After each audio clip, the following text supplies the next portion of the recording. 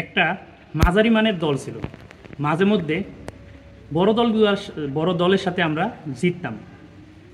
সেই দলটা 2010 সালে কিনা পরাশক্তি নিউজিল্যান্ডকে বাংলাদেশের মাঠে হোয়াইট ওয়াশ করলো একজনের মাধ্যমে।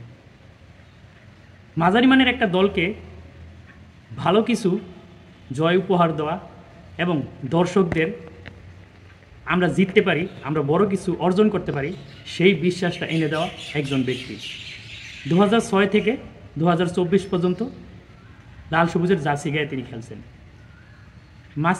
পুরো 17 বছর ক্যারিয়ারটা নিজের দেশকে উজাড় করে দিয়েছেন। মাঝারি মানের একটা দল বা ছোট একটা দল, যাকে জিম্বাবুয়ের মতো দল ছাড়া কেউ সমীহ করতো না, সেই দলকে সমীহ আদায় করে এনে দিয়েছিলেন। সেই ব্যক্তি একটা জীবনের শেষ মুহূর্তে একটা ভুল করলেন। সেই ভুলের জন্য, যদিও সে ভুলটা করছেন, কিন্তু সেই ভুলটা করে কোনো মানুষের সাথে কোনো অন্যায় করছেন, সেই সুযোগ নিয়ে এটার প্রমাণ এখন পর্যন্ত কেউ করতে পারে নাই। তারপরও দেশের হয়ে খেলার জন্য তাকে কী পরিমাণ বাধা, তাকে বলা হয়, তাকে খেলোয়াড় হিসাবে আমরা শ্রদ্ধা করি, কিন্তু এর বাইরে না। অথচ তার সেই লাল সবুজের জার্সিটাও পুড়িয়ে দেওয়া হয় সেই মিরপুরের মাঠে, যেই মিরপুরে তিনি ইতিহাস তৈরি করছিলেন অস্ট্রেলিয়ার মতো দলকে টেস্টে হারিয়ে। এই মিরপুরের মাঠে তিনি ইতিহাস তৈরি করছিলেন নিউজিল্যান্ডকে, প্রথমবার কোনো পরাশক্তিকে, নিউজিল্যান্ডের মতো দলকে হোয়াইট ওয়াশ করে, যার পর থেকে আমরা কোনো দলকে হোয়াইট ওয়াশ করলেই বলি বাংলা ওয়াশ। সেই মিরপুরের মাঠে, যেখানে প্রতাপশালী ইংল্যান্ডকে টেস্টে হারানো, এই মিরপুরের মাঠে এশিয়া কাপে সচিনের 100তম সেঞ্চুরি স্নান করে দিয়ে বাংলাদেশকে জয় এনে দেওয়া, সেই মিরপুরেই কিনা লাল সবুজের জার্সিটা, তার নামের পিছনে তার নামটা ছিল, সেটা পুড়িয়ে দেওয়া হয়।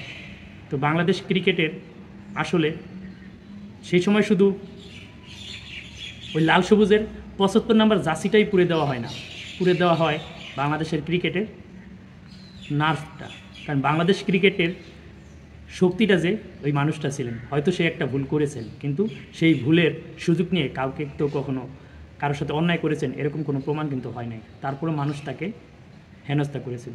সেটারই হয়তো প্রকৃতি, বা যাই হোক ক্রিকেট বলে, অনেকে বলে যে ক্রিকেটের বিধাতা, কিন্তু ক্রিকেটেরই একটা অভিশাপ হইতে পারে। সে থেকে বাংলাদেশ ক্রিকেটটা আজকে কোথায়? আজকে আমরা আরব আমিরাতের মতো দলের সাথেও হারি, আসলে বলার কিছু নেই।